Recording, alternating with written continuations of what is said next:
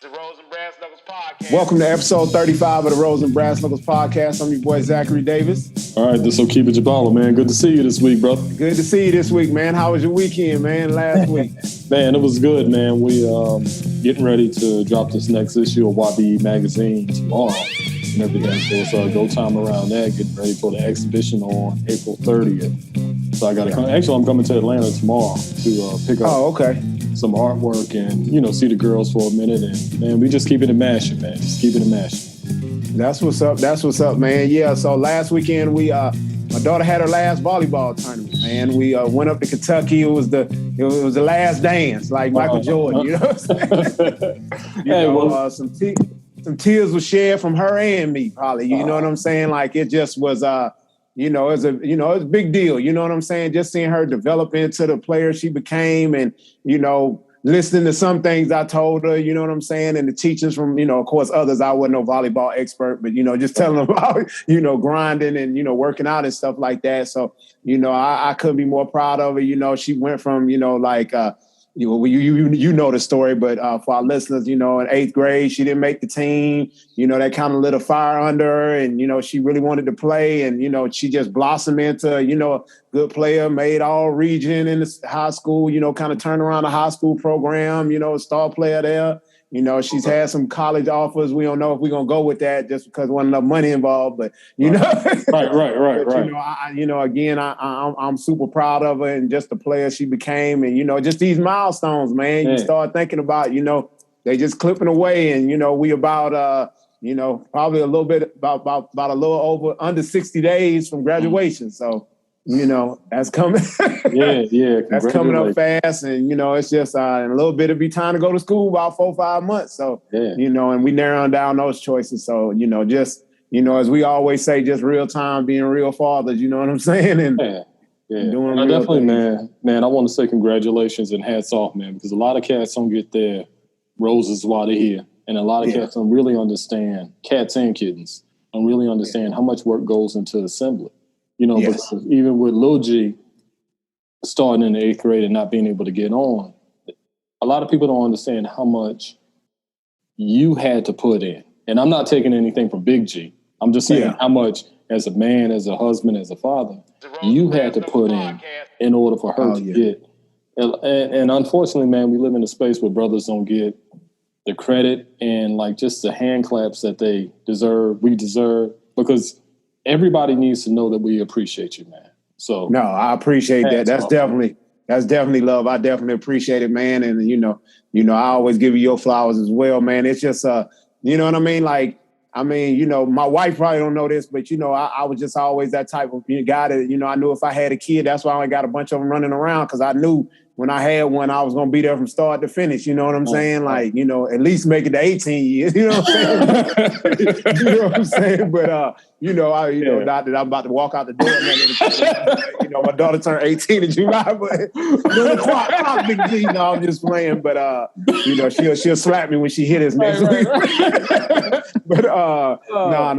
But it's just, just like I said, just another milestone. And, man, it's great to witness it. And, I shout out all our homeboys and, things like that, because we don't tend to mess with guys that aren't good fathers or good men. You know what I'm saying? And so that's just something that, we kind of stood by. And I'm just happy, all of us, because a lot of us didn't have a father in the household, whether it was the full time or period of time or wasn't raised around our, real father or something like that. Your father, of course, passed away early. You know what I'm saying? Like, just to, turn out to do what we're supposed to do and do the right thing. Right. Amen. Yeah. So this week's episode is entitled Black Boy Blues. And so we have been getting a lot, a lot of feedback about mental health and things like that. I apologize. I had to look down. My wife was trying to text me. But, we get a lot of emails about and messages about mental health. And, it's something that Okiba and I talk about offline a lot, and we send, back and forth texts with, with other friends of ours as well. And it's just, I don't think that a lot of people understand what it takes to walk these streets as a Black man in America. Man. You know what I mean? This is just a quick example of something that, like I said, I was just out of town, and the program I'm on, I got to do 2 workouts a day, and one of them has to be outside for 45 minutes. It's a mental program as well as a fitness, but that's neither here nor there. But so when I'm going out of town, my whole thought process was like, well, where am I going to walk at and stuff like that when I'm outside? Like, let me get my wallet and, make sure I got my wallet on me and don't let me put in my hoodie pocket instead of my, you know what I'm saying? Yeah. You have to process all this just to go for a walk. Right. Like, I'm just going for literally a walk. Like, but these are things that, and I'm a mid-40s black man. So, I know young boys probably don't think about it as much as they should, but these are the type of things we have to deal with and think about. Right. And when you look at that, we live in a space where, unfortunately, it's like we have trauma on top of trauma on top of trauma. So then when you look at that part of it and saying, like you're saying, like basic things, like just going to the grocery store, going to exercise, going to the car to put air in your tire, putting gas in your car. All those things, it's just like so many different layers of trauma that we end up having to stomach. And a lot of folks just really don't care. And they don't pay attention to what we go through, man.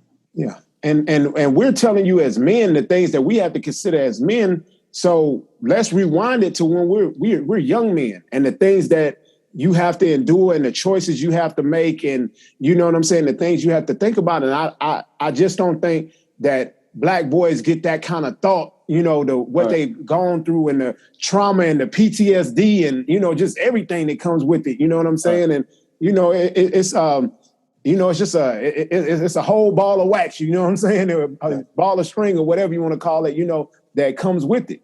Right. And people don't, they don't get enough consideration about, what we had to go through. And, again, like I said, the choices we have to make, like, we come from a culture where entertainments and sports are celebrated. Like, I can remember, O'Keefe and I are both, tall, bigger brothers. You know what I'm saying? Mm-hmm. I can remember from a child, nobody was never like, oh, you gonna go to college and be an architect or be a doctor. Right. Like, oh, you gonna play football. You gonna play basketball. Like, I mean, this is a constant thing for my grandmothers. They weren't saying anything wrong, but they just didn't know any better. Like, you know what I'm saying? Like, it wasn't something that was discussed. Right.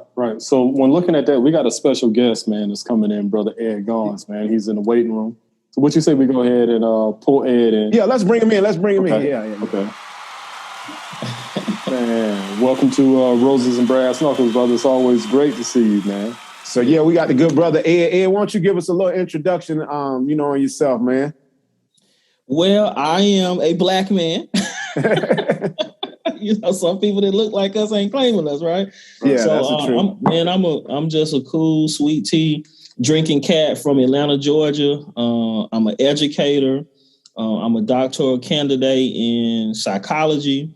I run an organization called From Afros to Shell Toes, which is all about making mental health, and especially for Black people and Black men, making it cool in our community, making, those kind of resources accessible. So I spend a lot of time talking about mental health from an African-centered perspective that we can relate to. So you won't even know I'm talking about therapy or psychological stuff because I break it down in the language that we use. So it's like, I'm an educated barbershop guy. You know what I'm saying? Yeah.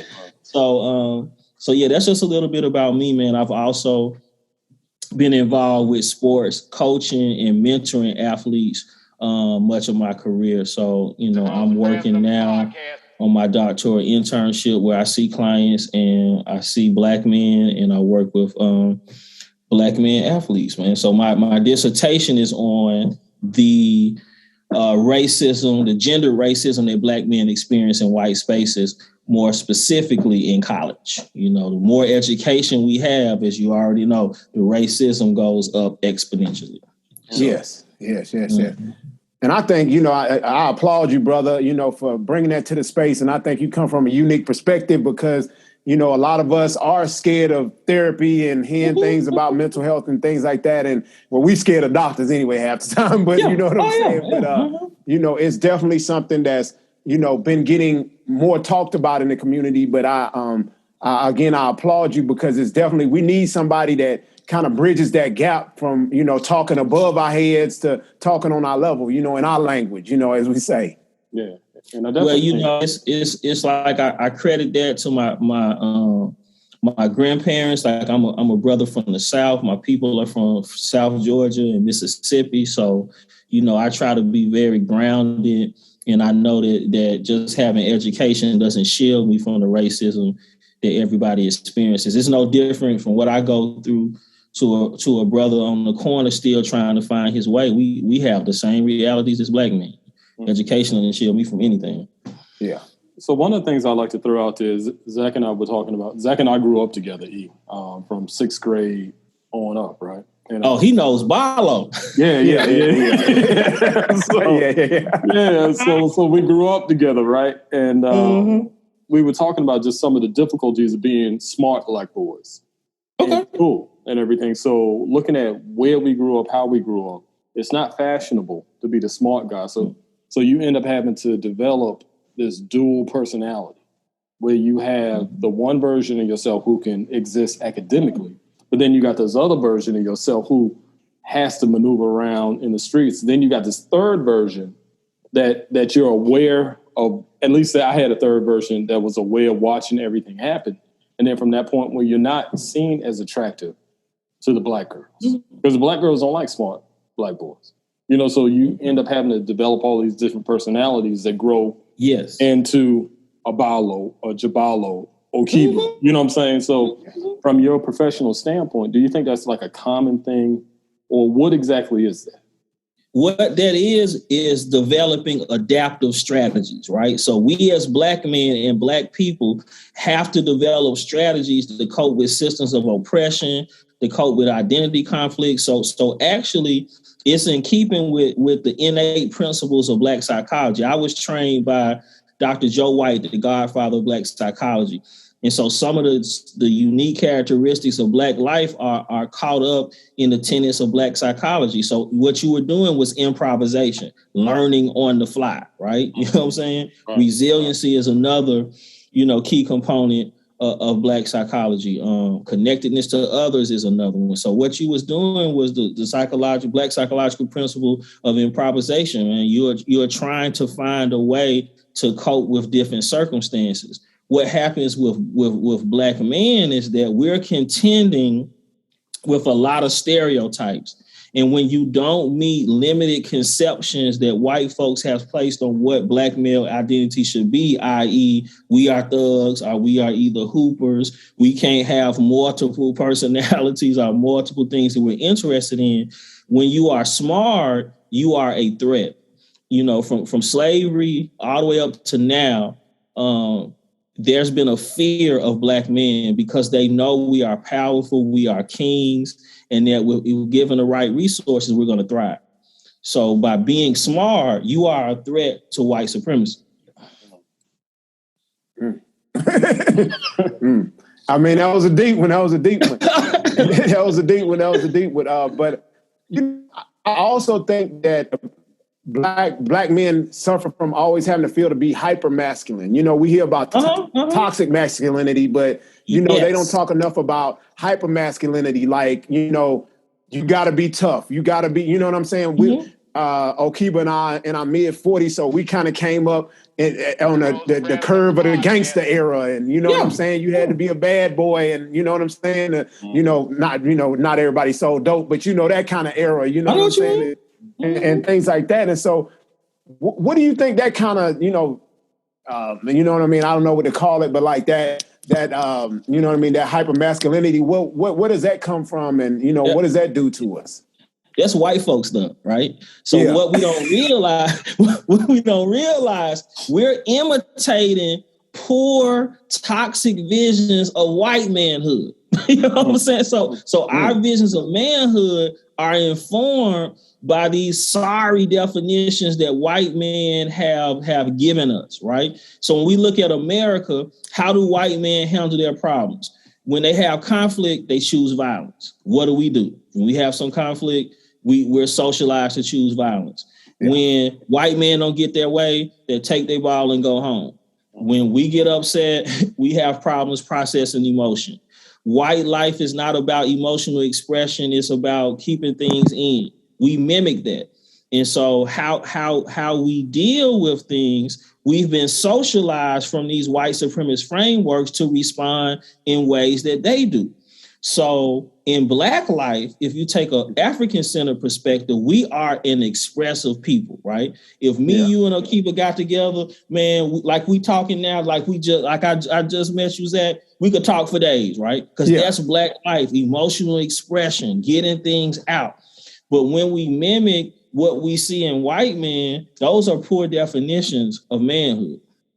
What we have to understand is that when I say getting back to being African-centered, there are certain values of communalism that we have in the Black community, emotional expression, getting things out. But it's when we try to mimic these toxic visions of masculinity from white men, that's where we fail, brother.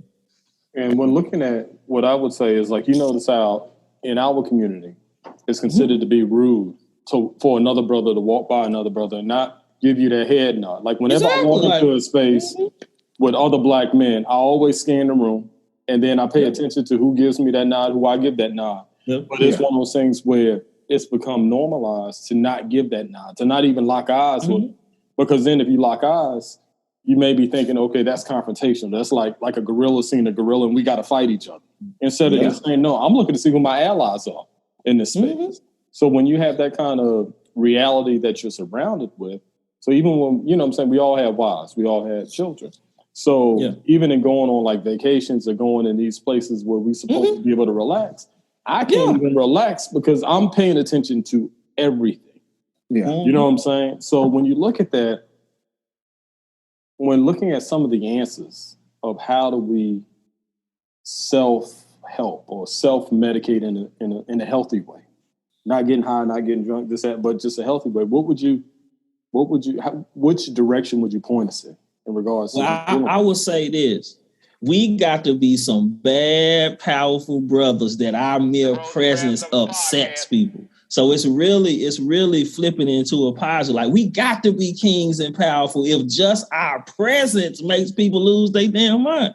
So I try to flip it into a positive. But, you know, part of Black life, the reality that we live in, we are always watching our backs because we are considered a threat. So I give you a perfect example. I just gave a job talk, right? And I was treated no different in that job talk than when I'm following around the store with this hoodie on, right? Because my level of intelligence, you know, my background, I probably had better credentials than probably this whole department that I interviewed for.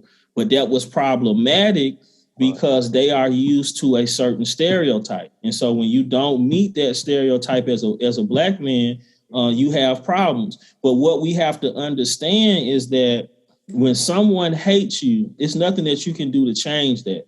What you have to do is find ways within yourself to have the confidence to know that there's nothing wrong with you, that you are a powerful person.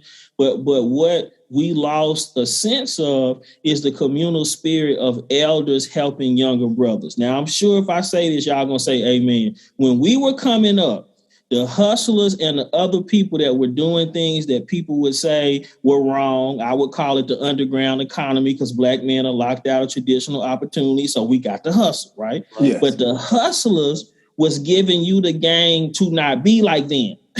Yes. They were like, Ed, you the smart one. Okay, I'm going to give you all the science so you ain't got to make these certain choices, right? But what happened, you know, with integration is that it broke down that communal spirit of the elders giving brothers the science. So now we have kids that we have failed because we have not been in their lives to put them on game. And so getting put on game is how all of us on this Zoom call are still here because we got put up on game on the rules of engagement. Amen. Amen. And so when I see brothers and people say these young cats are lost, no, they're not lost. They are victims of not being put up on game. Yeah, they're not lost. They just not taught. Yeah, I agree with that. What do you think a lot of this kind of goes back in history to, almost slavery. I know that from the time when a lot of fathers were pulled out of the homes, our mothers had to be tough on us. And it kind of goes back to the old adage, like, well, you know, where you used to hear that the mother used to want to whoop the slave child so the master wouldn't whoop him. And so, like, you know, if the father wasn't there, you know, O'Keefe and I both were, you know, raised by our mothers. You know, they tough mothers. You know, Miss Brown just as tough as my mama, you know what I mean? And they don't play. And so, you know, as we're told, like, as Black boys, don't cry and don't do that. What kind of psychological effect do you think that has on us, you know, from coming from these tough Black women? You know, they doing the best they can to raise us as men, but you know what I mean? What do you think that damages us? That's some of the toxic messages that we get from white men. White men are, you know, traditionally are not emotionally expressive and see vulnerability as weakness. So them preparing us had certain functions, right? Because there was a time, you know, where if you were not hard or got rules of engagement, you could die. You know, so from slavery to Jim Crow to now, part of that was an adaptive strategy. I got to be hard so you understand that the rules of engagement, because I love you and don't want you to die. What was missing in the rules of engagement was making it comfortable for Black men to express vulnerability and weakness. So that muscle is very weak because we've never been taught it's okay to cry. One of the best episodes of a television show that deals with this, Blackish, is new episode. They talk about crying, right? And the grandfather, Lawrence Fishburne character is like, y'all over there crying, yada, yada, yada. But Junior is of this new generation where they've been taught to emotionally express. He's upset. You know, he challenges his father to look him in the eyes, and then the father breaks down. And then Lawrence Fishburne is like, y'all soft. And then they challenge him, and then he breaks down, right? Because he realizes that he has been modeling an emotional behavior that's problematic. So we have to tell brothers it's okay to cry, it's okay to be vulnerable, and we have to see that as strength and not weakness. But the toxicity of these notions of manhood that we get from white folks, right, we feel that that's wrong. And so we grow up carrying so many traumas, our Black boy blues, right, that we can't articulate it because we're not good at emotional expression. So one of the things that I've tried to do in raising my son is to make him expressive. And my son can tell me what's wrong. We have sessions where he just vents and talk because I want him to be able to do that. You know, some people in my family said I was making him soft, but how that helps with his personal development, when you love yourself and you know that you can express yourself and that people are going to care about you, whether you're up or down, that actually instills self-esteem. So he's not going to have a problem knowing himself because he has no problem with the ups and downs that he's experiencing because he knows there's a place that he can process that.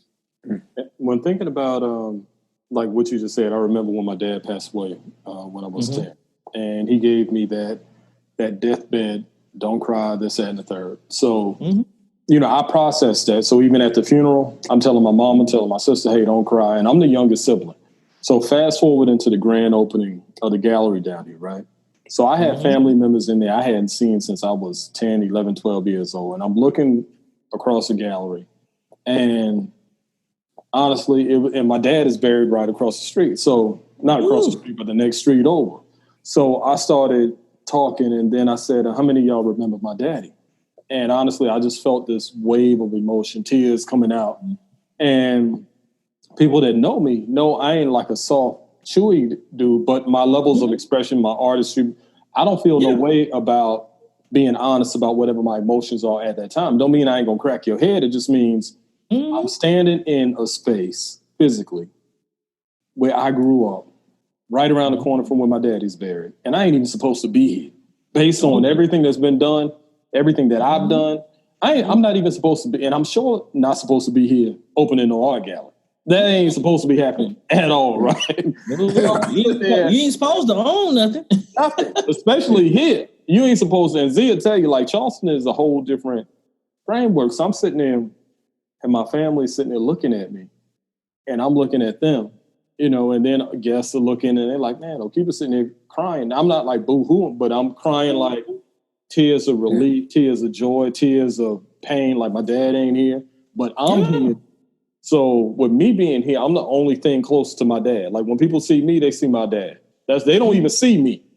You know what I'm saying? They see him. So when looking at that part, you know, what are some of the, like, let's say if you have a single mother or just a brother in general, combination between single mother, young brother, mid-aged brother, this, that, and the third. What are some of the tools that we can provide to help these black boys, young black men, mid-aged black men feel safe about being themselves? You know, the whole don't cry thing is one of them, man. Like, how many times have we heard that in our life? You know what I'm saying? Like, so let's start there. Cry if you have to, right? So we have to, from a young age, make brothers comfortable with expressing difficulty and processing through things. So what does that mean? Mom, I was bullied at school. Okay, so what happened?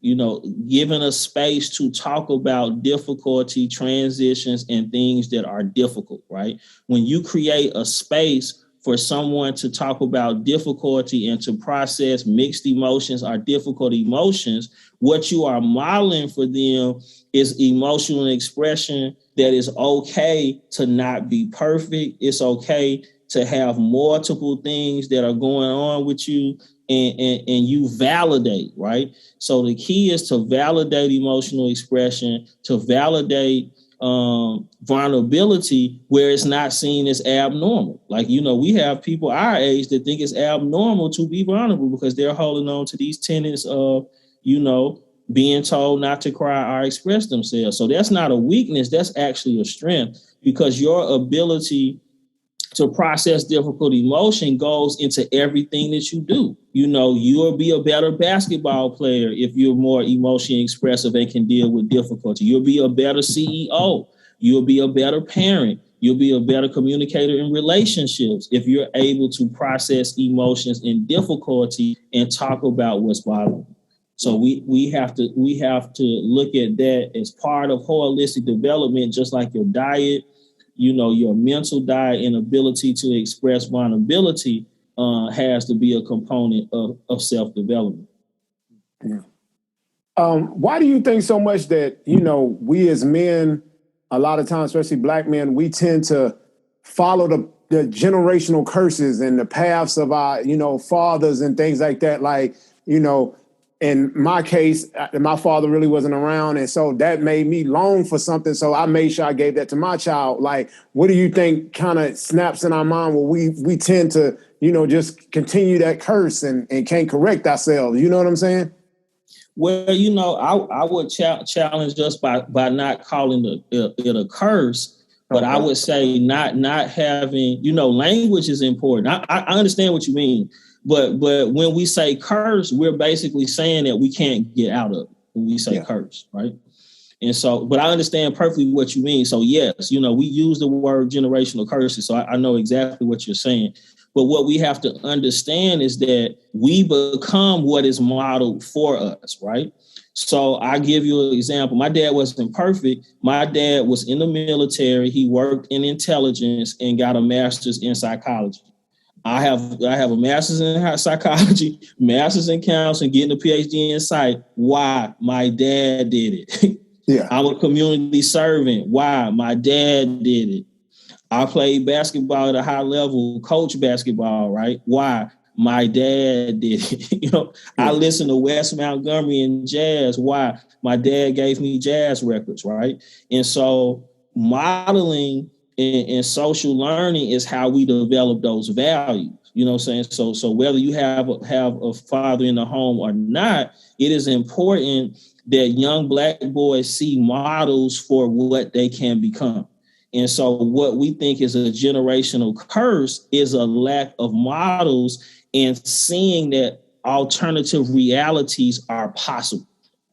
So essentially, when we were repeating certain behaviors, we were not exposed to alternatives to see that we could do something different. Yeah.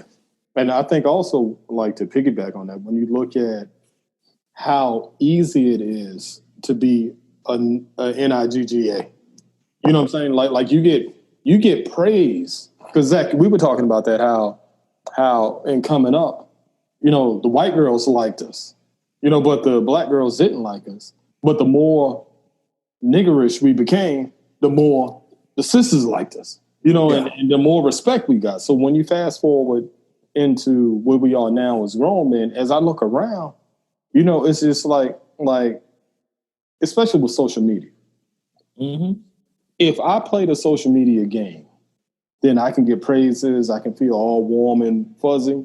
But if I just be a regular black man, you don't get any kind of affirmation around it. You get no likes, you get no nothing, you get nothing. You're sitting there like, man, I'm watching these clowns over here getting celebrated. But over here, all the black men that I know, man, it's like crickets.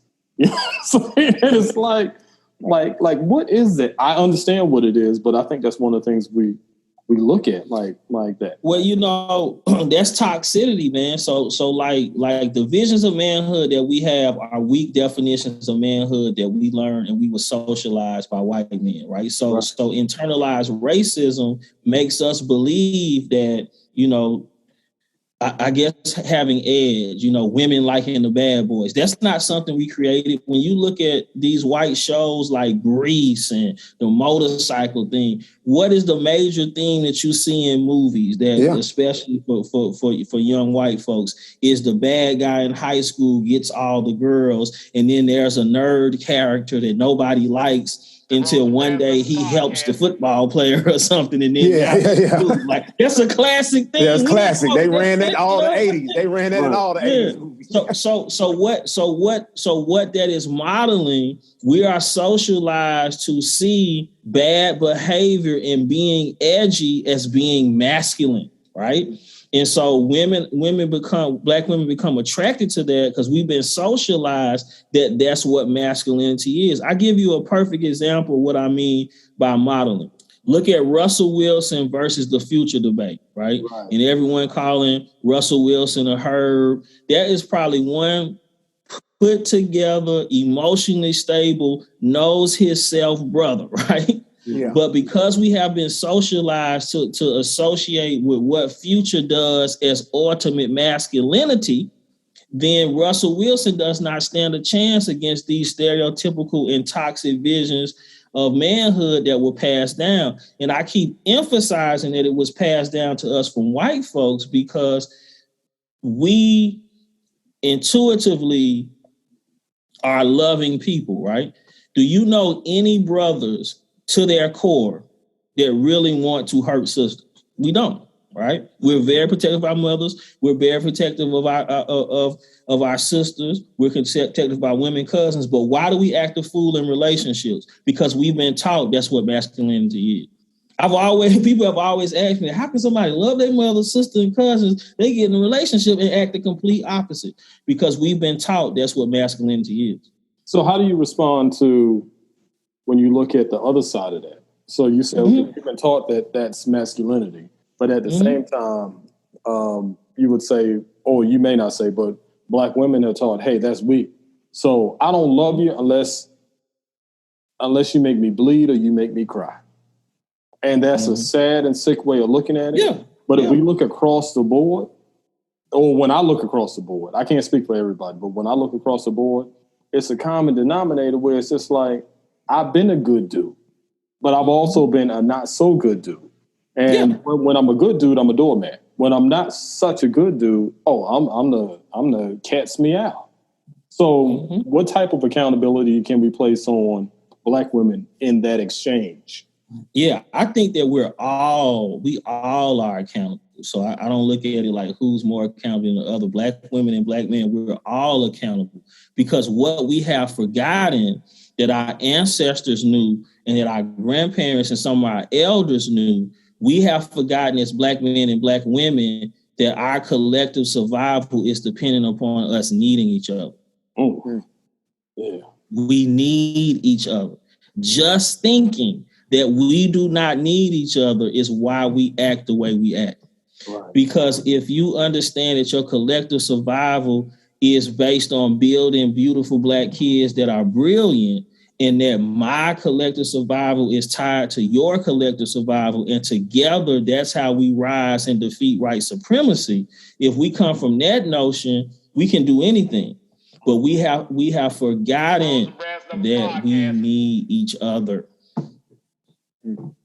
It's so simple, it's profound. You know what I'm saying? Yeah. No, that's the truth. And I mean, I think that goes into, like, you know, as we talked about earlier, these Black boys lost and things like that. Like, a lot of us don't reach back to the community. Like, we have our thing going on and things like that. And I can remember when I was young, they used to have like the Big Brothers program, where, you know, a Black guy come pick you up and take you to the bowling alley, and you know what I'm saying, or whatever was going on. And I think that's something that the community kind of needs to get back to, because, like you said, you can't model anything if you don't see it. And, you know, I mean, you know, I'm just as guilty of it as anybody. As soon as we get a little money, we gone. You know what I'm saying? Yeah. We gone out of the neighborhood, and, you know, we may go back. We gone now because we trying to live. So it has some very real consequences. You know what I'm saying? Ain't that you don't love your people, you don't want to die either. You know? Yeah, you know what I'm saying? But we don't, you know, I think that hurts a lot of, you know, and not to say that kids other places don't act as bad, but in a lot of places, quote unquote, hoods, you know, things like that,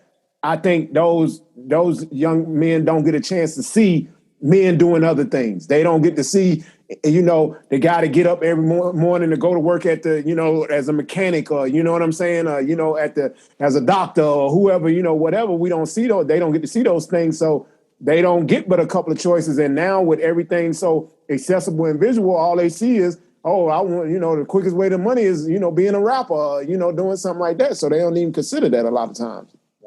You know, I tell you the importance of modeling. So when I met Dr. Joe White, the godfather of Black psychology, who has passed on to glory now, he introduced me to so many Black male psychologists that I thought that it was like limitless Black male psychologists, right? It wasn't until I got into school that I realized that Black psychologists make up less than 3 or 4% of the licensed psychologists in the nation. And then if you think about Black men, it might be under 1%, right? Oh, I can believe it. But because he had only exposed me to Black male psychologists, what did I think? That it was possible.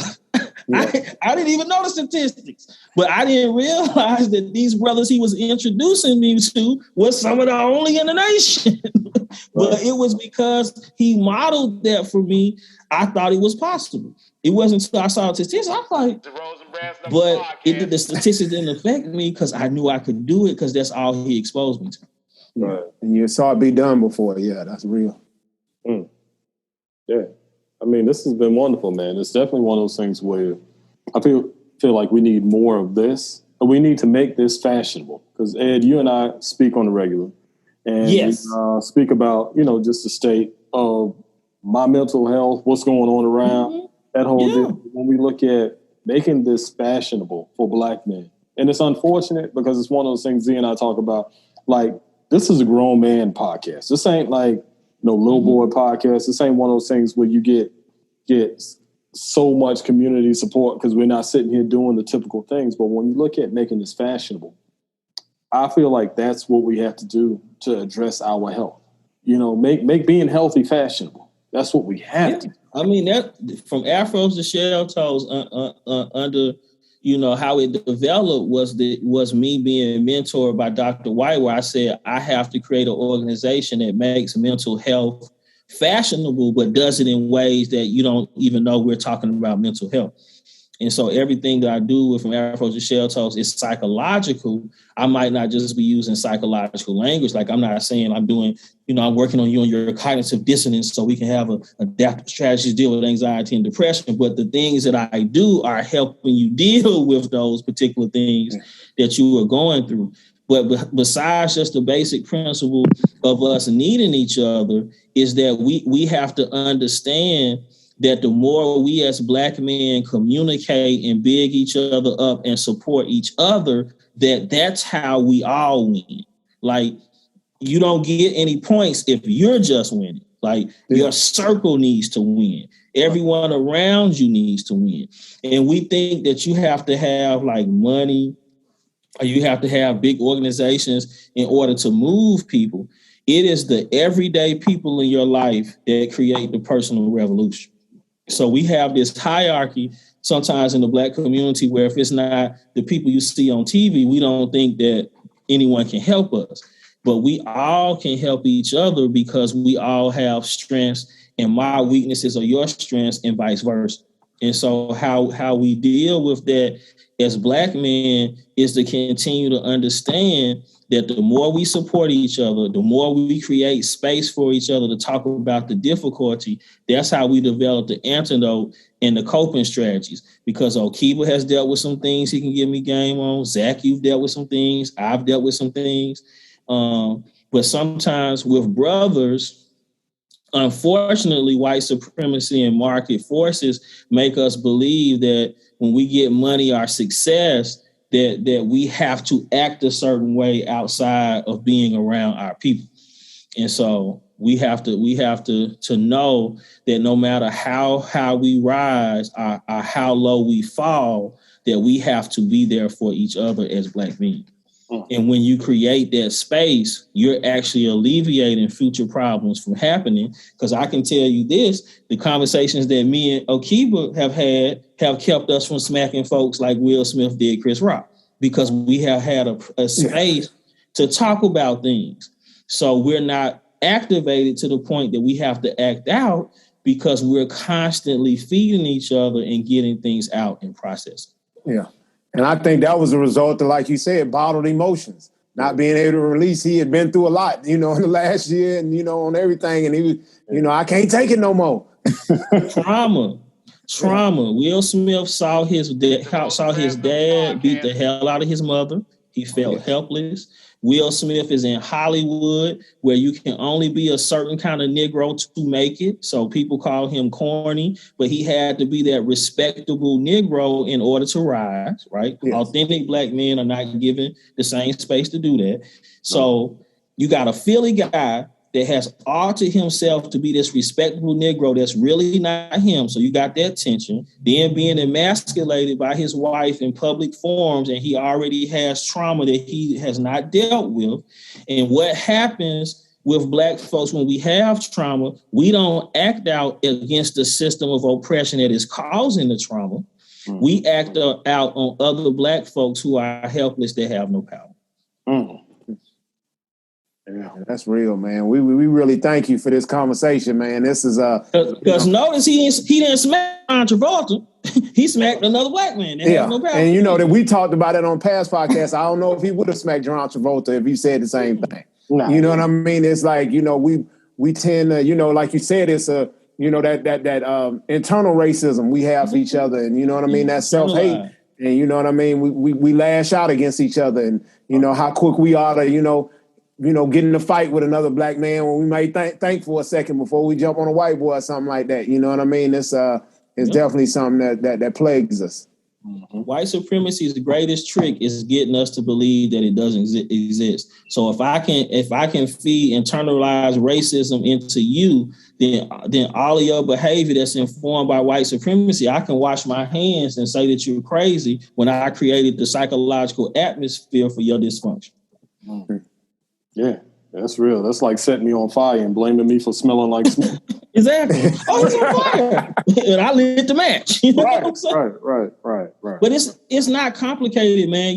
Like I'm getting this degree to help Black people because unfortunately, white folks think that you have to have a PhD to talk about these things. Right. So this degree is about me healing other Black people. I could care less about healing white folks at this point in my career. This degree is about healing Black people, giving us the emotional resources to have emotional stability, to be our best selves, live our best lives, and get back to how life should be, man. We should have joy. We should be happy. We should be doing the Tootsie Roll at the barbecue. You know what I'm saying? Yeah. We shouldn't have all this angst, man. We should be able to have some joy, man, and just telling other brothers that happiness and joy is something accessible.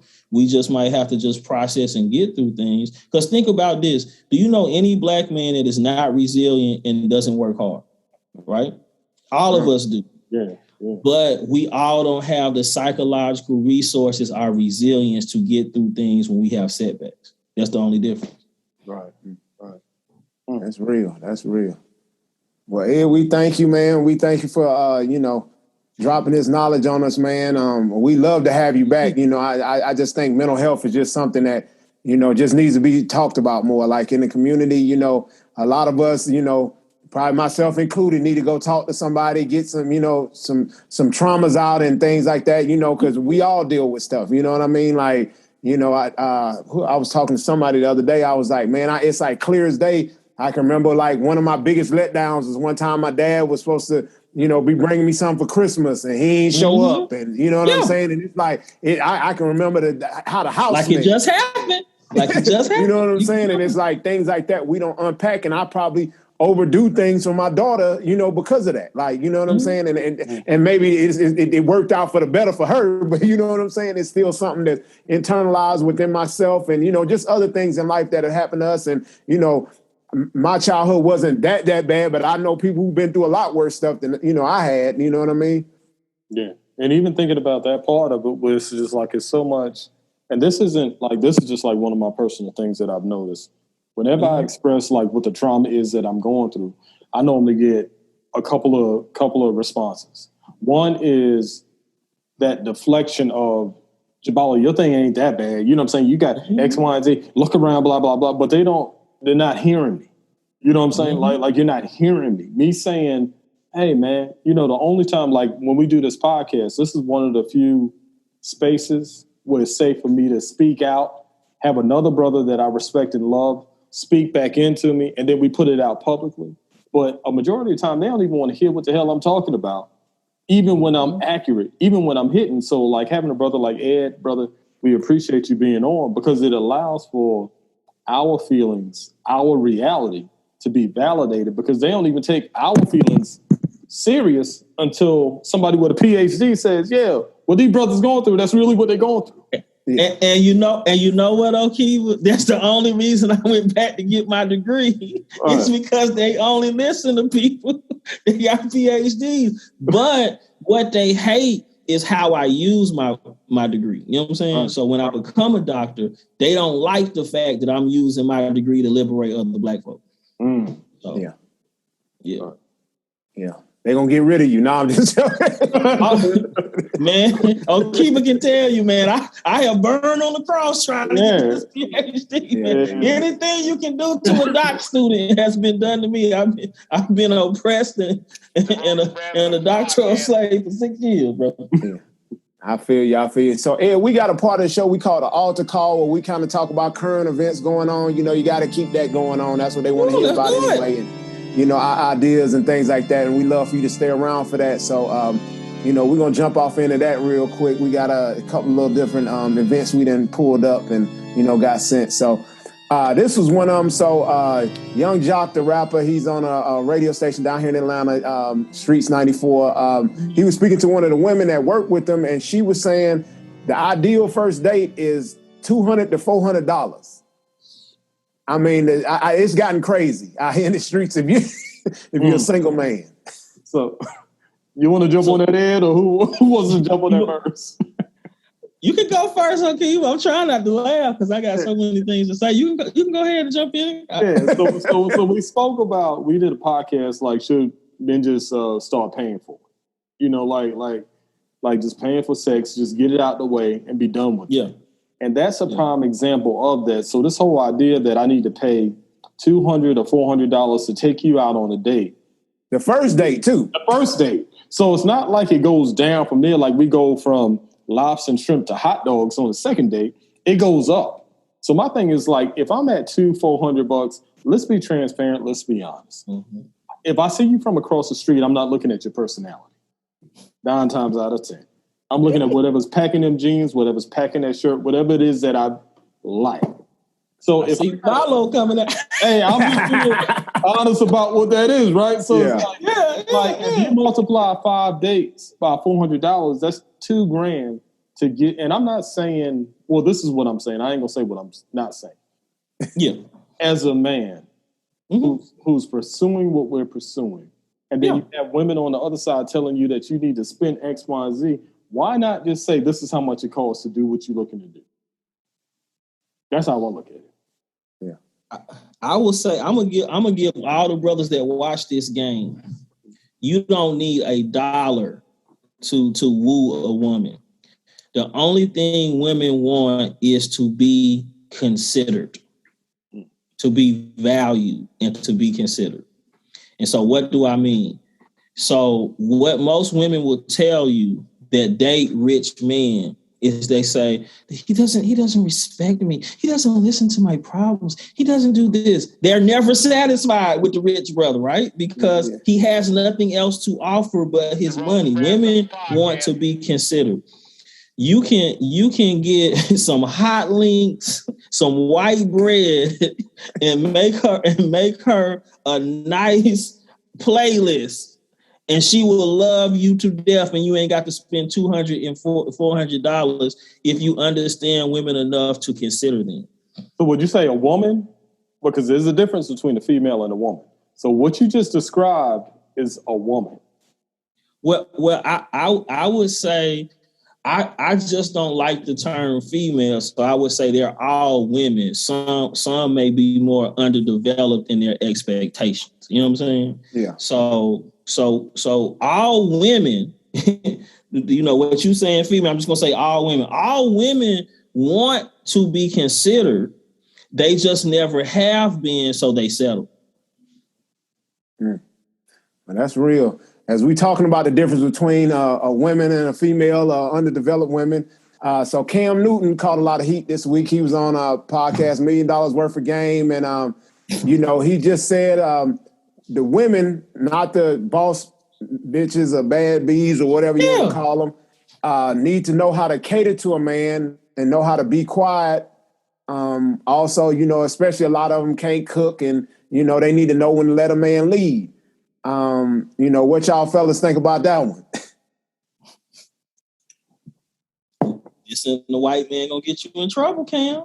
When I saw that, I said, you know what? That's the bill of goods that he has been sold, and that those are white supremacist notions. Like, because one of the things that really has sustained us and sustained us as Black people is that we didn't have these fixed gender roles that they have here in America, right? We were a communal people that played several roles in each other's lives. And so that toxic masculinity that he's spewing, that's socialized behavior, man. When you want a person, what people don't understand, like people ask, okay, so why did grandmas do everything for their man and younger women don't? Remember what I said is that we understood that we needed each other. So it was actually a respect thing. So if I'm not able to go out there and work and you are my husband and you're dealing with all this racism to bring home a check, because I love you and we're in this together, I will do things in service to you. Not that I want to be submissive and these are the roles. It's because I care about you enough and I want you to be whole enough that I want to be of service to you. And people got it screwed up that that's the ultimate sacrifice. Love is about sacrifice. Yeah. So our grandparents understood that. So we get caught up in these gender roles and these toxic visions of masculinity, but it also shows me Cam has never been loved or have gotten the love that he needed to understand that he shouldn't even subscribe to those notions. Because if the right woman loves you, Black women elevate us. We become our best selves when the right woman helps us. Looking at, you want to jump on it, Z? Or what's you? Oh, no, I was just going to say I agree with everything he's saying. And, we've said this on past podcasts as well. Like, I think a lot of the younger generation looks back at grandma and all them and taking care of the household, and they look at her as like, she like you said, she was weak and submissive. when the reality is they were running the show. Like most of our grandfathers and things like that, they came home, gave her the check. She gave him a couple of dollars to go get a beer and, a bottle, whatever he wanted. And he didn't know what's going on. And, we've seen it in the past when the grandmother dies before the grandfather lost. He don't know what to do. He don't know how to pay a bill. He don't know how to do nothing because she was, controlling the show and running the show. And one, I think Cam kind of worded what he was trying to say wrong. Like, I understand what he was trying to say, maybe a more traditional situation that some women have forgotten, maybe to be more traditional in a situation and they, a little bit quicker to, spout off at you or something like that or disrespect you. And but it didn't come off right. Like you said, what I'm saying? And again, it was the wrong messenger, Cam. You've been, you know what I mean? They've been on you for years now. So you just need to be quiet, really. Well, hey, I'm going to come to Cam's defense. That's what I'm about to do. I'm about to come to Cam's defense where Cam has been a product, like shoes, socks, drawers, his entire life. Since he could throw a football, run the football, this, that, and the third. Brother's been a product. He hasn't had the comfort to be a person, right? And this is just my view. And also, like, just looking at my relationships with the athletes and that whole part of it. So even in him saying, okay, women don't know when to be quiet. And he may be talking about the woman that he's been around. Well, unfortunately, we live in a space where women are how do I want to put this? Women are celebrated and reinforced for their dysfunctional behavior. And what I mean by that is saying that I can be married to a woman. She could cheat on me. She could spend all the money. She could beat the kids. She could beat on me. The second I take her down to court to divorce her, now I have to pay her for her dysfunction. The second I call her out and say, hey, this is what's going on. This is what's been going on. All of a sudden, I'm hating. I'm bashing. I don't like women. I don't this, that, and the third. But all I'm doing is simply telling the truth about this reality. So Cam is in a space, like so many other brothers, the second you speak against that dysfunction, all of a sudden, everybody come out the woodworks. When the truth is, a lot of these sisters, unfortunately, weren't raised by their fathers. So they don't have a level of respect that they should have just to be in relationships. I'm not even saying because I'm a man. I'm saying having a level of respect just to be in a relationship at work with other women. So when you have this woman, whoever that woman may be, who feels like I have so much anger about my dad not being here, I being that woman. So I'm about to be a bad B. I'm about to do this. Ain't no man about to do this. Now she could be totally wrong and she could still pop off crazy. And everybody don't have the restraint to not pop you in the mouth. That's the reality of this. So, you know what I'm saying? Like, I get where Cam is coming from because some of these sisters don't know when to shut up. And some of these brothers don't know how to change a tire. So I'm going to call both of them out and saying, okay, brother, you can't even change a tire. How are you the man of the house? Brother, you can't even fix screw in the light bulb. You know what I'm saying? But, sister, if you can't cook, if you can't clean, and if you always running your mouth because you're trying to get back at your daddy not being there, that is problematic. You know what I'm saying? So I would just say that to say that there's a lot of truth in that whole mix while still acknowledging this brother ain't never been allowed to be a regular person, man, his whole life without being he's definitely underdeveloped. What I will agree with you on is that what Cam is really saying is that I have not experienced a woman that I feel values me or sees me or respects me.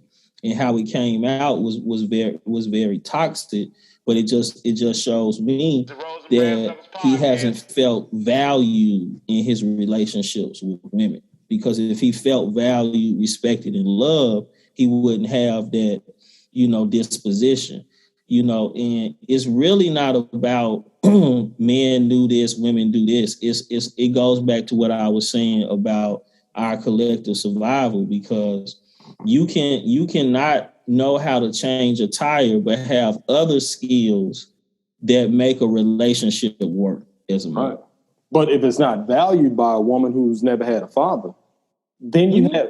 So that's the point. That's the point I'm agreeing with you on, because what you're talking about is the dysfunction comes from him not being valued, and then a woman having the trauma of an absentee father. So yeah, I'm with you on that. So with that part of it, and saying like him not being valued, like speaking to his truth, right? So he's speaking to his truth. So even if it's viewed as a toxic version, if he's surrounded by nothing but toxic elements, and he's speaking to that truth, does that truth disappear and melt down into falsehood? Or is it just like the brother just telling his truth? Because all of us have been around one black woman or one woman or another who feels empowered to say really disrespectful things to men. I've seen that, you know what I'm saying? And I've seen every man, white, black, whatever, is not going to let you get up in his face like you some dude. That's just the reality. I've taught my girls, like, look, I'm here, but don't call me outside for your foolishness. If you put your hands on another man, one of these boys, just because you can't control yourself, that's different than you minding your business, he putting his hands on you. You know, so it's just like it's such a sensitive space. So even like I say things all the time that's politically incorrect, but I mean that's who you are. You are the politically incorrect person, and I mean it's nothing wrong with being who you are. But what I'm speaking to with Cam is that what he said is toxic because it is a very limited way of looking at the dynamic between men and women. Yes, it's informed by the things that you said. That's what I agree with you on. But it's still toxic because he sounds like women are disposable and supposed to be of service to him. And it goes back to these notions of masculinity that we have adopted here in America from other toxic white men. Because but if that's his reality, and I'm not, well, I'll say what I am doing.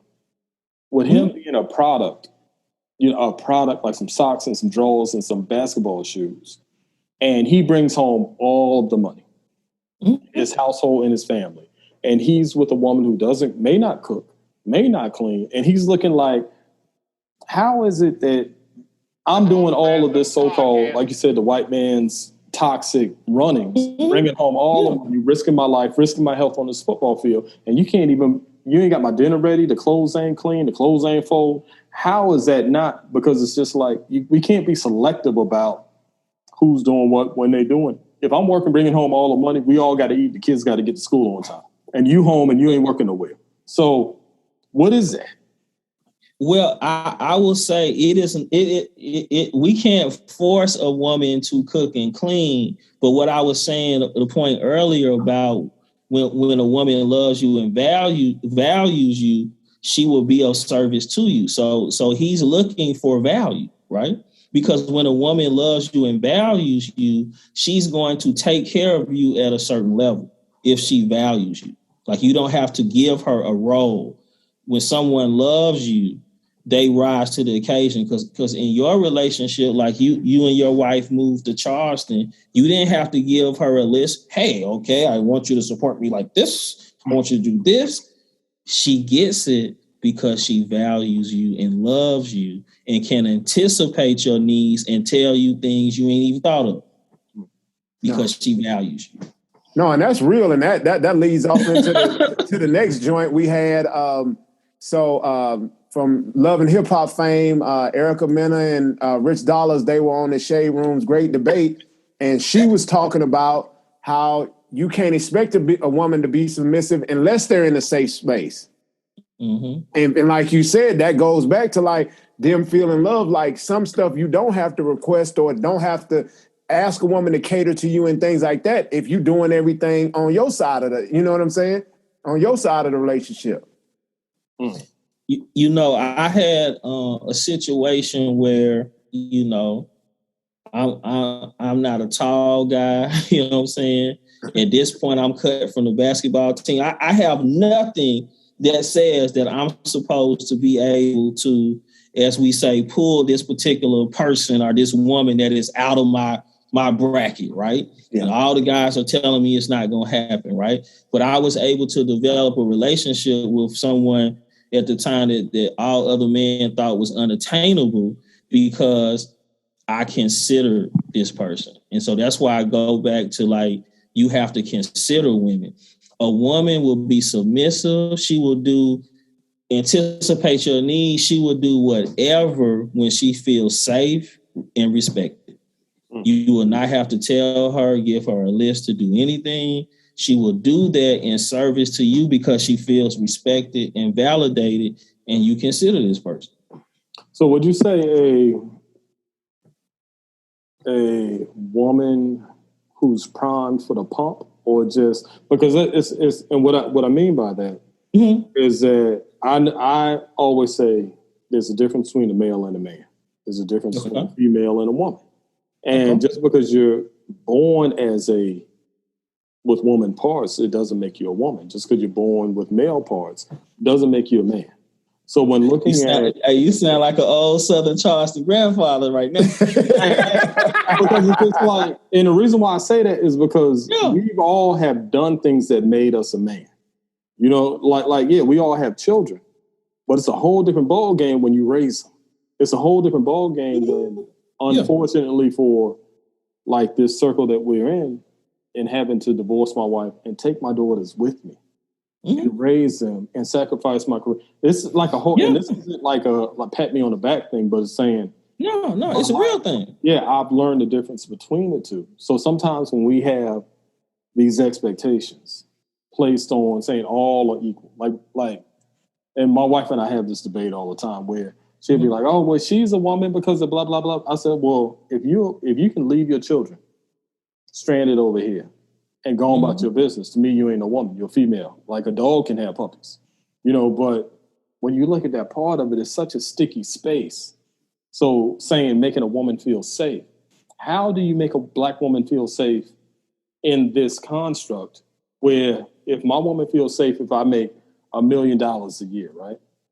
I got to make $1 million a year, which means I ain't got no time for you. I ain't got no time for these kids. I ain't got no time for none of that. I need to focus on this, but now I need to make you feel safe. How is that possible? Well, what I'm saying about feeling safe and value, it doesn't take money for a person to feel value. So it goes back to what I was saying about our collective survival is dependent upon us needing each other. When we respect and value each other, anything can happen in a relationship. And most relationships that are sustainable is that when you respect and value and consider each other and there's a mutual respect, both parties end up rising. So you may have $5 before y'all met each other, but you got $250,000, she got $275,000 because you all coming together with that mutual respect and value, you bring out the best in each other. What happens with these toxic notions of these roles that we feel we have to play in relationships, we feel it's a competition that we have to win instead of the collective survival of Black people. So this is the last one we're going to talk about. Internet comedian Drewski, he had made a skit where it was kind of describing, he was really making fun of it, but I think the internet kind of jumped on him the wrong way, where he was making a skit about men who force alcohol on women. The guy at the party, the guy in your crew that likes to force alcohol on women and try to get them to get to a certain point. And, you know, like we talked about, that's that toxic hyper masculinity. But, you know, and as you said, as I thought about it, as I'm saying it right here, like, that's something we were shown in those same 80s movies with the bad boy and, you know, things like that. And the red cups at the frat house. Hey, Sarah, drink a little bit of the punch. You know? Yeah. And I mean, what was it like? I always think back when they talk about all these, you know, the culture, the difference in the culture. I remember like, you remember the old, what was that, like Revenge of the Nerds? And like the guy put on a costume and had sex with the girl, and he wasn't even, you know, she thought it was the boyfriend. Like he raped her on the, you know what I'm saying? Or Back to the Future where Biff was raping the girl in the car, you know, the mama in the car. Like, it's like, I don't think we looked at those things, and that's just something that's, you know, kind of bled into our society and things like that. And I mean, you know, as a young man, I mean, I'm not going to tell no lies. I wasn't trying to, you know, spike them or nothing, but we like, hey, y'all want some liquor? You know what I'm saying? Like, yeah, because we were socialized to think that's what we were supposed to do. Mm-hmm. So you're asking me what I think about like the drug in women or that kind of thing? Well, just the the toxic masculinity of us thinking that, we got to pry women with alcohol to get what we want and, things like that. Rape culture is very, very prevalent in society. One of the tactics that was used in slavery was rape. Black men were raped, black women were raped. And so, we think that it's acceptable, especially here in America, to get what you want. Especially as a man, you're supposed to give it to me. Yeah. Yeah, I mean, I definitely think it ain't cool. Like, if you got to get a drunk. And Zach and I, I remember being in, ninth grade, walking around there. You know what I'm saying? We be in school drinking, like on that Mad Dog. On that Mad Dog 2020 poured in the grape Welch's soda cans. And this in the ninth grade. And it's one of those things, unfortunately, it is one of those things when you look at the media, you look at who's feeding these images to us, that's normalized. You're sitting there saying, okay, well, shoot, if I can get you feeling as good as I'm feeling, then things can happen. And that's unfortunate because we have so much displaced energy and even a correct view on what the hell we supposed to be doing. Why are we in the ninth grade, Zach, drinking Mad Dog 2020 at school? Yeah. At school. Between classes, going to class drunk as hell in the ninth grade. Well, what got Cosby in trouble was normalized rape culture, but he forgot that you can't do what the white boys do because you're a black man, right?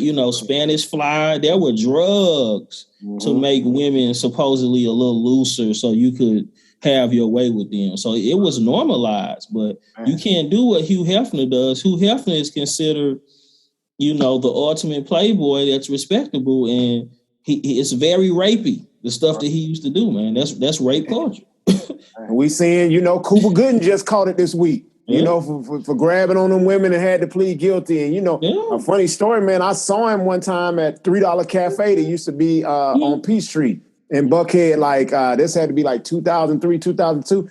And he a wild boy. That's all I'm going to say. This with my own eyes. So Kubi, I can't tell you today, but you was in there one Sunday when football was on, and you was wide open, Daddy. You know what I'm saying? So you a wild boy. You know what I'm saying? And like you said, you think that's okay. At the time, he a little bit closer than Bill, but you think that fame just make you be able to do what you want to with a woman. Mm-hmm. Yeah, and it's unfortunate. I think even I'll say this and leave it alone where. It's so unfortunate because you have this thing where that's a part of the culture. Mm-hmm. In the arts, ain't no HR department. I tell my wife that all the time. Oh yeah, she doesn't get it. So I was like, if I had $1 for every opportunity I passed up on simply for not sleeping with a woman and not taking certain things, and a woman of power in the arts. So when you have that part of it, that's a part of the culture. And then it's when that culture bleeds out, it's a problem, and it's we know what it is. We know what this has been, and it hasn't changed. And unfortunately, it's not going to change because that's the nature of that business. But then once you kind of let it bleed out, that's when it's a problem. And it's rough, man, because you got to live according to a standard that doesn't really exist. Oh yeah. And man, it's nothing funny about rape culture, and so that's one of the things. Some of the positive things about the Me Too movement that Sister Tanya Burke, I think it's Tanya Burke. I hope I'm pronouncing that sister's name right. That started the movement. The black woman was that rape culture had been so normalized. We had. Women had to start speaking out, man, because it's normalized to the point that people make jokes about rape. I can't tell you how many clients that I have that are young men that I have to counsel them on, when their male ego feels threatened, that does not mean that you take advantage of a woman. They do not, some of my clients understand that what they're doing is wrong. They think it is normal to rape and to involve themselves in rape culture. And I think it was like you said, it just was something that was so normal. all of us then kept begging for it. You know what I'm saying? She didn't say no once. And come on. You know, you trying to go back in and, you know, get your little feel or something like that. And, you know, you look back at it, you know, we was creeps. You know what I'm saying? You know, we have all had to, let me just put the tip in conversations. No, that's the real. We didn't know it was rapey. You know what I'm saying? We saw somebody else do it. You know boy, you know what I'm saying? Man, that's real. And I wasn't going to bring this one up because we've been running a little long, but I had to bring this one up because I wanted to get your feedback, Ed, on this one. And this is something that keeps coming up in the culture. And I think that, so Benzino from, you know, I hate to do Love and Hip Hop fame if that does make you famous, but, you know, he's a Source magazine owner and things like that. All about Benzino. Yeah. He recently, a few days ago, was outed by a transgender, you know, with conversations and things like you know, conversations he had with her. And, you know, you could really almost hear him pleading as I think the stance of how the Black community views that type thing. You know what I'm saying? Like, I don't care if it ain't my business, who you sleep with. But you know what I'm saying? I think that we're doing ourselves a disservice if we don't have this conversation. Like, you know, you got men over here creeping and bringing things back to the women and, you know what I'm saying? And things like that. Like, you know, I definitely think that's something that definitely a mental issue that needs to be tackled in the community is you know, the whole homosexuality or bisexual or, you know, something like that. Yeah, with Benzino, I don't know the program and they not paying me. So even if I knew the program, I wouldn't say it. But he was on this reality show once and he just had this breakdown, right?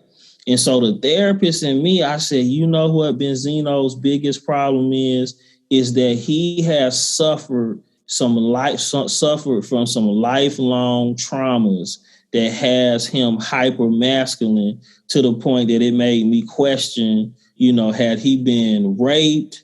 Had he experienced abuse when he was younger? Because his behavior seems to fit a trauma profile. So when it came out that he may have been with a tranny, it made sense to me because anyone that is hyper masculine to the point that it's a performance is normally having some kind of trauma-based identity struggle within themselves. So I wasn't shocked because I thought that he was dealing with a lot of other trauma. So I actually am empathetic to what he's going through because I see it as a trauma profile coming out in his behavior. Yeah. And so what do you think? I mean, as a community, like, I know, like you talked about, you know, men were raped and things like that. Mm-hmm. What can we change to, you know, I mean, we have to, they still our brothers, you know what I'm saying? At the end of the day, they still our brothers. What do we do to, you know, support it? Like, you know what I mean? Like, you know, I'm sure, like they say, you know, 1 in 5 of us probably doing it. So we don't know. We might got a homeboy that's in that life. Yeah. You know what I'm saying? So you saying a homeboy that's gay or transgendered or just gay or messing with trans and like, you know what I'm saying? Like, I mean, it ain't came across our radar, but you know, if we encounter it, like what, you know, man, I have friends of various, you know, expressions outside of being heterosexual. Yeah, right? I do it. So and so one of the things I don't do, like white people, like, oh, my black friend Ed. I don't say, yeah, my gay friend Bob. You know, they are just my brother. You know what I'm saying? And so I think that we have to understand what ties all of us as black men is that whether we're gay, straight, in between, that being black men in America, we still have the same reality. And if there's anything that bonds us, it's the desperate and oppressive treatment that we get from a white supremacist system. That alone should make any black man be able to connect with another black man, no matter what their expression is. But it also comes from what I was saying about how we're socialized and modeling. My mother had a gay brother who loved the arts to the point that I actually thought this brother was James Baldwin. Like when I was younger, I thought he was James Baldwin, right? Because my mother never told me, hey, don't listen to don't read James Baldwin, he's gay. So I never saw that expression as something to critique. I was raised in that way. And so I developed a value system to be respectful of people who are not just heterosexual. So I grew up, not seeing it as a problem. So it is also about not only just, it's not about just parenting, but other Black people modeling ways of respect for people that just don't identify, as heterosexual. Because one of the things that people are always shocked about is in The Color Purple in Alice Walker's book, there's a lesbian relationship in that particular book. Yeah. It happened, you know what I'm saying? And it's something that is the dirty little secret. It's two things that are dirty little secret in Black households: sexual abuse and people that color outside the lines of being heterosexual. Those are the two things that are taboo for us to talk about. Like, we supposed to hate trans and gay brothers when if they walk down the street and the police saw them, they're going to get their butt whooped just like me. You know what I'm saying? Real. Because they see them as Black men. Nah, that's real. That's real. That's definitely something we have to unpack. And, and even, in talking to the brothers that I know that, like you said, they color outside those lines, like when you really sit down and talk to one of them and how many years they live their life not even wanting to be like that. Oh, yeah. Like not wanting to be themselves. It's like, whoa, like I didn't even, you just thinking like, oh, he gay as he always wanted to be gay. Like, you know what I'm saying? Mm-hmm. But these brothers, have, lost family members. Like, a gay brother I know, they pretty much did an exorcism on him. Like, took him into church and pouring holy water on him down in the country. Like, all kind of craziness, you know what I'm saying? And foolishness. But, it's definitely something, so, I feel for Benzino. I know being in the public eye, it can't be, it can't be. But you got to, at the same time, though, I tell brothers, y'all got to live in y'all truth. Y'all, it ain't everybody's business, but if you in the public eye and they come out, I'm saying you gonna face some backlash probably. I actually was worried about him killing himself because a lot of stuff that I've seen on the reality shows, he has a lot of emotional instability that leads me to believe that he has had some deep trauma in his life. Yeah. He was just crying. He got arrested or something the other day. He was crying and punching somebody's car and all kind of stuff. I mean, it was just him going to jail. He had punched somebody's car or something. But you know what I mean? Like, like you said, you got all that emotional stuff tied up. You got, it's gonna come out somewhere. I'm sure if we were able to sit in on a counseling session with Benzino, we would probably clutch our pearls on all the things that this brother has gone through. Yeah. Well, Ed, man, we thank you for, being down with us, man. And we sorry we kept you so long. This like the barbershop. I can run my mouth with the best of them. Man. And we definitely have to have you back and, just continue to unpack this because it's so much trauma in our, almost in our DNA and the things we have to put up with, whether it's watching us being killed on TV and, everything. We probably could go on for 2-3 hours talking about the. I did want to say this, man. For brothers getting their healing, it's simple. Are you okay? How many times have Akiba text me that or I text him that? I see something like, do you talk? It's that simple. I mean, it's even to the point Akiba knows my wife monitors his page and she'll be like, you need to go and talk to Akiba this weekend. Yeah. I think, that's something, Okiba know I reach out to him, all the time about stuff anyway. But I mean, you're right. We do need to check on each other. Yeah. And make it okay. You know what I'm saying? Like make it okay to say, man, brother, I'm really going through X, Y, and Z. Like some brothers that you trust. Like one, find some brothers that you trust. And two, it's okay to speak to that. Because just like I'm viewed in my family in certain areas as the crazy one. Where I'm the married one, raises 2 kids. I know. You know what I'm saying? Put together like hundreds of Black businesses. Like when you look at me in comparison to everybody else, it's quick to say, you follow the crazy one, right? And people don't like how you present your truths. They don't like the packaging. You know what I'm saying? They want to sugarcoat it. They need the medicine with some, like I had to give my dog some medicine. I had to wrap it in some cheese down his throat. You know what I mean? Like that's just the truth. Yeah. People don't like that hard liquor coming down. It's crazy. Yeah, we definitely appreciate you, bro. Oh no, man! I needed this, man. This was great way to spend my birthday, like with some other brothers talking shop. So and happy birthday to you, man. And we thank you for taking the time out of your birthday to spend with us. Man, this is part of a celebration. If you can't be there, like Okiba can tell you, I don't just research black men. I'm a brother for real. If you can't be there for other brothers, I'm not worth what I say I am. Mm-hmm. Yeah. And where can people, if they want to reach out to you or follow you, anything, or get in touch with your Afro? I have doctoral bills to pay. If you need my services. Yeah. But now, EdwardGarnes.com, man. EdwardGarnes.com. Edward is spelled just like Edward, and my last name is Garnes, Garnes. EdwardGarnes.com. Okay, man. So any of our listeners, man, y'all want to reach out, like you said, brothers, it's a small percentage of these brothers that you can talk to. So he's one of them, you know what I'm saying? And it sounds like he was mentored by the best, you know what I mean? The Godfather. So, that's definitely something to reach out to, man. And, we're not going to break down the social media handles so I can stumble through those again this week. But EdwardGarnes.com, man. That's the best way to find me, man. Yeah. So, we thank you guys for tuning in with us this week and, coming back, at least listen each and every week. And if it's your first time, welcome. We hope you enjoyed it. And, just tune back in, man, each and every Sunday, 7 p.m. We're here, man. That's Roses and Brass Knuckles, baby. We out here. Yeah.